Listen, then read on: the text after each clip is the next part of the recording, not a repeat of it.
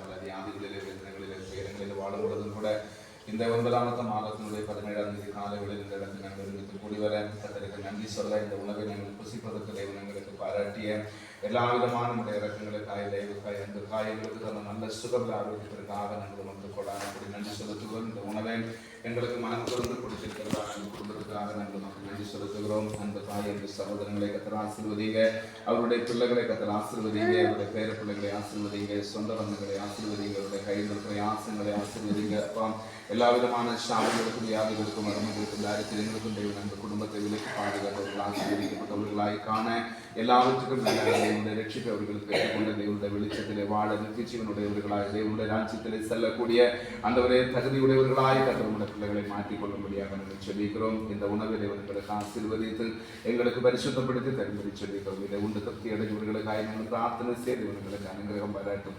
காலை வேளையில் முடி உணவின்றி வாழ்கிற மக்களுக்காக ஸ்தோத்திரம். அவர்களுக்கு உணவு கொடுத்து வாழ இயேசு கிறிஸ்து நாமத்தில் வேண்டிக் கொள்கிறோம் எங்கள் ஜீவன் உள்ள நல்ல பிதாவே.